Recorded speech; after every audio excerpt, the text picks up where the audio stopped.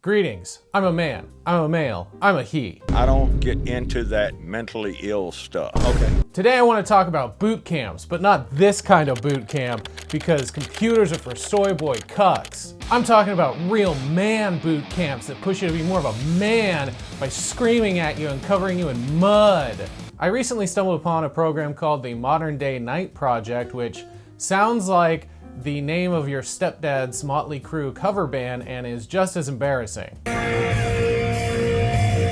Modern Day Night, or MDK for short, is one of several basic training style boot camp getaways that unfortunately exist today. With the ever expanding manosphere and alpha, beta, and sigma male culture that exists on the internet, there are a few men who need reminding that yes, they are in fact men. Which is very manly and not at all a sign that you're unsure of your masculinity at all. We all know the only reason that Arnold Schwarzenegger is considered manly is because he was constantly reminded as a child that he was mommy's strong widow man. I'm a stud. Many of these boot camps sell people on their Hell Week, a borrowed term from the Navy SEALs training program called BUDS, or Basic Underwater Demolition SEAL Training, where BUDS is a 24-week course meant to, quote, develop the SEAL candidate's mental and physical stamina and leadership skills that is broken up into 3 7-week phases. Man warrior camps are a cringy parody of cosplay. They would never say that because cosplay is gay and weird.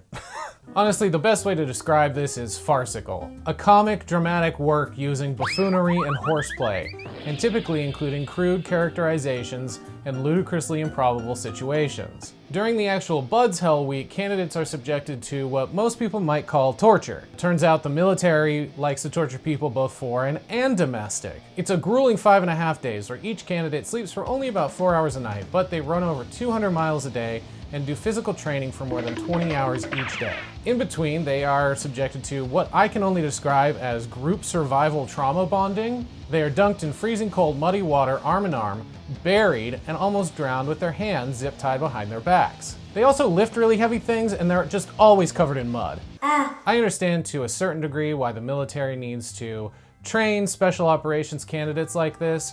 They're often placed in some of the most inhospitable environments on the planet during wartime, and also peacetime, which America likes to call spreading democracy, but we all know it's a coup.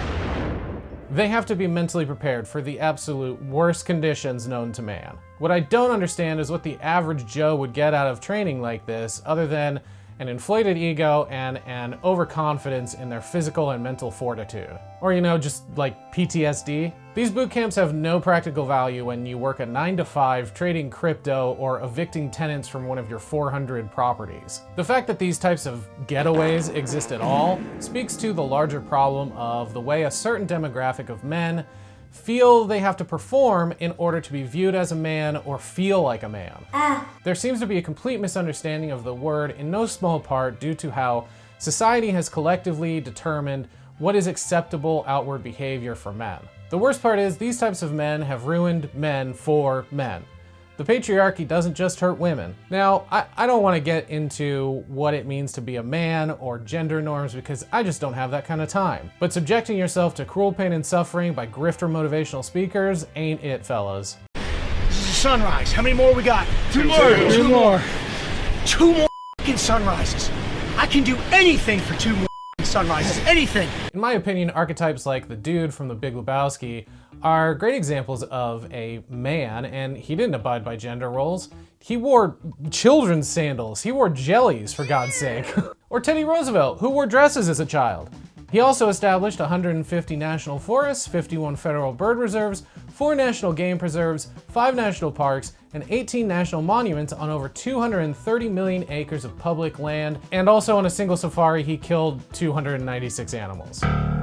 You can't win them all. You gotta take the good with the bad.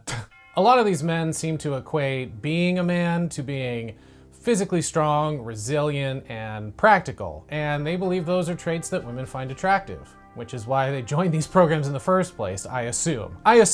Who you choose as a wife will determine your success or failure. So as you are choosing girlfriends, figure out, am I choosing crazy? Am I choosing emotional? Am I choosing reckless?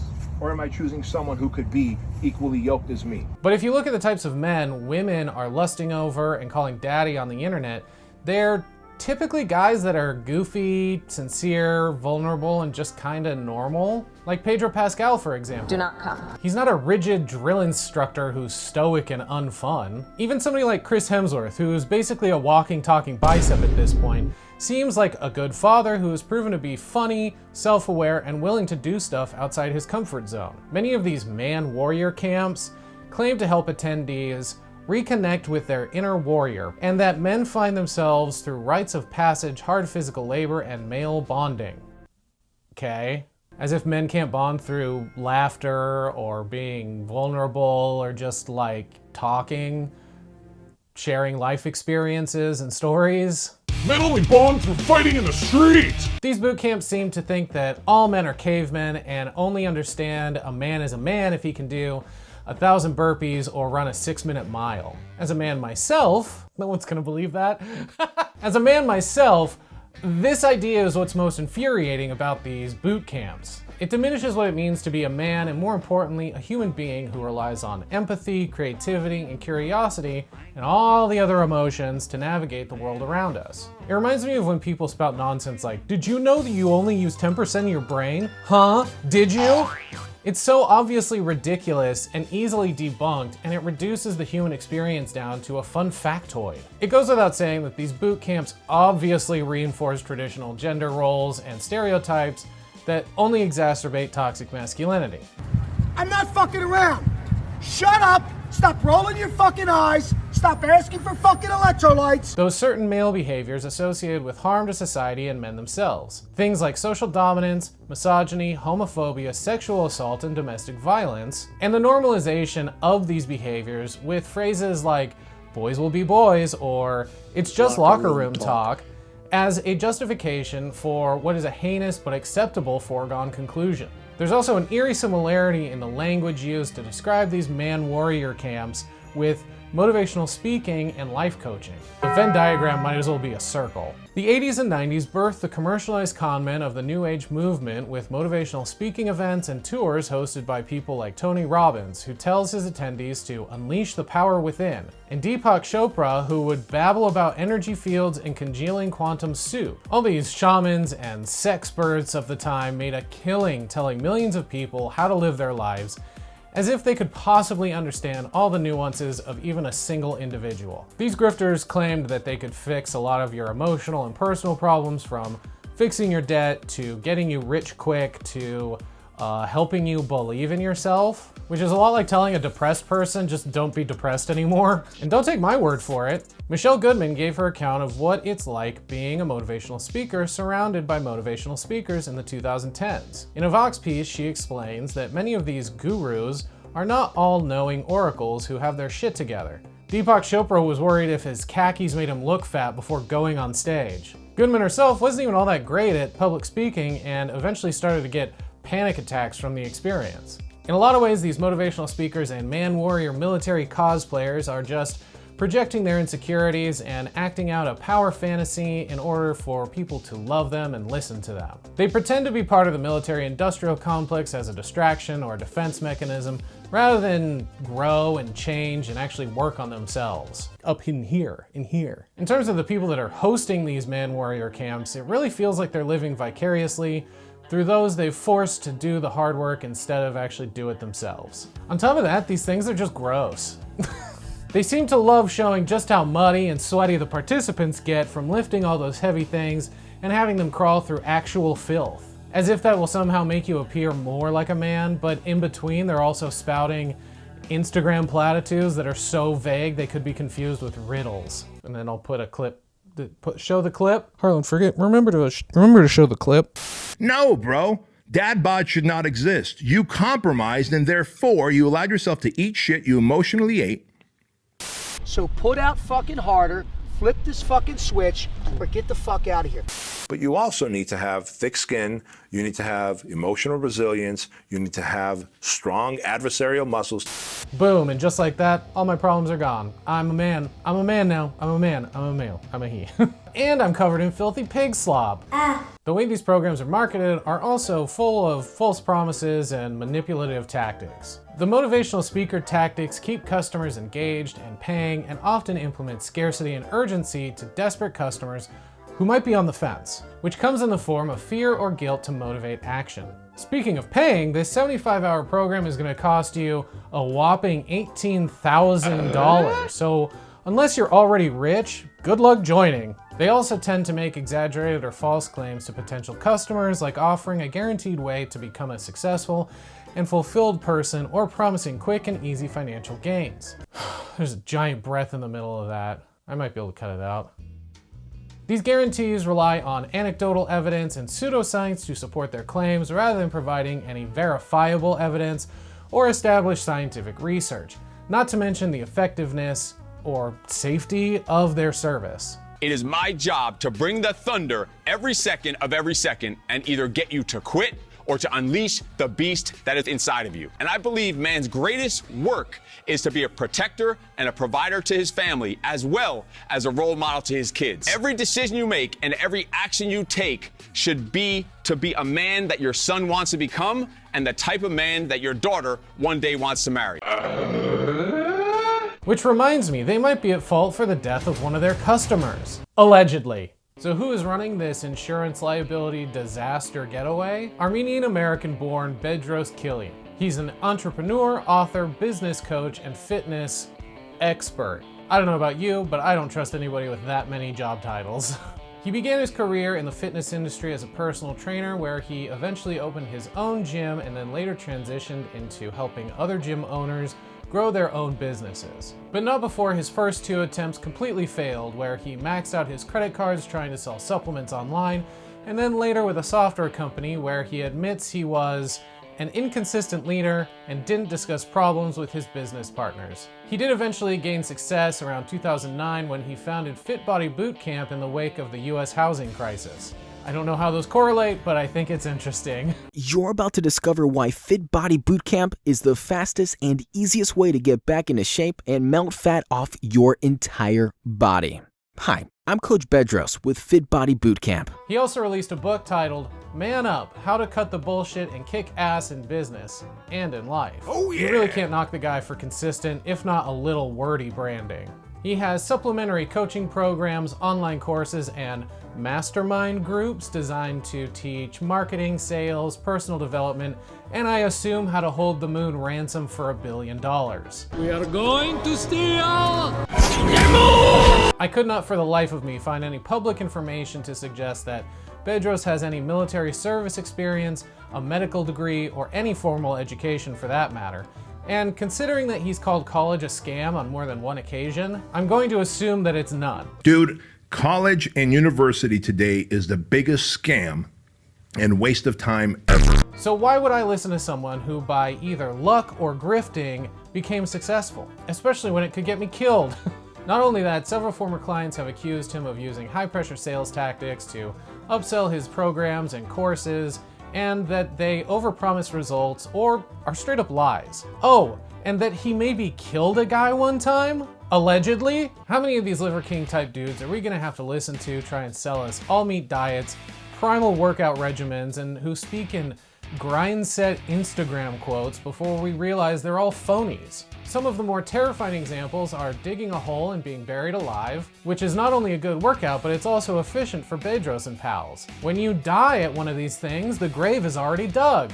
This nightmare mud run is conducted with the help of two instructors, Ray Kashkar, a US Navy SEAL and public speaker, and also performance coach at Leadership and Team Development, or LTD, and Steve Eckert, also a US Marine, and seven-figure earning business owner and co-owner of the aforementioned LTD. These goofballs are the ones in charge of causing participants emotional distress by just always yelling. 60% you will not be here on Friday. You are in the fucking right. I will cut this fucking thing off my head. Make it to that dinner table that don't fucking deserve the right to be here. Honestly, after that, death is probably preferable. And looking at their Instagram, I'm not the only one that finds the project absurd. Joe Grizzle 1837 says, "Nah, this ain't it, chief." Congrats on finding the I would have joined the military but group of dudes who got money to pay for this. Or C. Broggs, who says, overcome trauma by experiencing a more traumatic experience. Listen, as a full-grown adult, it's totally up to you to pay the price of a used Nissan to get waterboarded at a doomsday prepper compound and have hustle culture buzzwords screamed at you, but you wouldn't do that to a child, would you? No, of course not. I'd like to present the Squire program to the court for evidence, a rite of passage for your son as he becomes a man. The Squire program is described as a father and son experience that will be remembered forever, stating that it's more difficult than ever before for our sons to embody true masculinity, and how you'll know exactly how to make sure your son shows up as the leader this world needs him to be after drafting them in my first basic training classes. This is child abuse under the guise of there being a full-blown attack on masculinity. These dorks aren't even trying to hide the misogyny. That font is huge. Directly under that, we have a nice little poem I'm gonna read for you. Just look at how often we hear people talk about toxic masculinity. There's no such thing. There are men who are toxic, and there are men who are masculine. There is no toxic masculinity. There are confused men. There are passive-aggressive men. There are soft men who lost touch with the warrior within. But there is no such thing as toxic masculinity. If all of this pseudoscience BS and fear-mongering wasn't enough for you to not trust these freaks, the contradictions and clear lack of critical thinking skills should be enough to scare everyone away. But let's talk more about child abuse. Kids are treated pretty much exactly the same as their adult counterparts in the MDK Hell Week. You've got torture, shouting, general emotional distress. Mental, my leg, Jake, damn! Get your face down low, dig! Come on! Back, pass him. Run him over. I'm Aiden, I'm a man, I'm a warrior! There's no way the whole front of your shirt is not covered in mud by now. If it is, you're just being a little bitch. I can't imagine any kid would voluntarily want to do any of this. And if you want to bond with your kid, maybe find out what their interests are and then invest time and energy into participating with them. Their interests don't need to align with your interests, but as a parent, you need to align with their interests. Do they like RC cars and drones? Build a battle bot. Are they into Beyblade? Build a battle bot. You don't even need to do that. You don't even need to get into robotics. Just throw a baseball around with them. Not everything you do with your kid needs to be armed forces themed. Get down in the mud! This is how we bond as a family! I don't want to linger too much on the Squire program because I think it's absolutely disgusting that a full-grown person who's responsible for the life of a child would subject them to a routine that emulates military training meant for soldiers. And I can't help but think that one of these kids is gonna snap one day and use that axe they're awarded at the end of the whole thing to massacre their family. I'm a little worried about that. And what kind of physical examination is being undertaken here? What if your kid suffers from asthma? Or they're not physically capable of completing some of these challenges based on their height or their weight? A lot of these kids look pretty young, and they're not known to have the physique of a Greek god. As a former preteen myself, prone to mood swings and an inability to articulate my emotions, if a grown-up yelled at me like that, I would probably break down weeping, and then probably have to deal with it in therapy for the rest of my life. These Warrior Within boot camps are an example of how privileged people often seek discomfort or challenge because they've become accustomed to a life without significant hurdles. These experiences provide a sense of accomplishment or growth, but don't actually address the core issues they claim to target. And while man-warrior camps claim to provide a space for men to reconnect with their primal nature or reclaim their masculinity, they ultimately reinforce harmful stereotypes and provide a narrow definition of what it means to be a man. All of this feels just a little bit like the plot of Fight Club, where the protagonist is disillusioned with his sterile, consumerist existence and seeks a more authentic way of being, but accidentally starts a cult. Bedros and the absolute psycho that is Ray Cash Care have swapped the tunic and spirituality for fitted Under Armour tees and platitudes. The hypermasculine environment of these camps, which emphasize physical strength, aggression, and domination, just further alienate men from their emotions and perpetuate toxic behaviors that totally don't exist, you guys. The cult-like atmosphere and high cost of these camps also raise questions about their motives and effectiveness. If you have 18 grand to drop on one of these things, Just invest it in an IRA, or for the love of God, just go to therapy. Hell, just take a vacation soaking up the sun on a beach somewhere. That's almost certainly better for you than crawling through a mud wrestling pit in a U-Haul parking lot. Vivid imagery. To bring my Fight Club analogy full circle, that movie is often misinterpreted as being pro-man when, in actuality, it's a satire on stoic, rugged individualism and militaristic pro-man men who have a gun fetish. The protagonist ultimately realizes that the violent, destructive behavior of the men in the club is not the answer to his problems, and that true fulfillment comes from connecting with others and finding a sense of purpose beyond traditional notions of masculinity. Similarly, rather than turning to these man-warrior camps, men should seek out healthier forms of self-expression and connection that allow them to embrace their emotions and redefine what it means to be a man. Now drop and give me 20, maggot!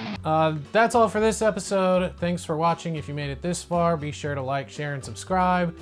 And if you disagreed with anything I said, then I don't think you're a man. Bye.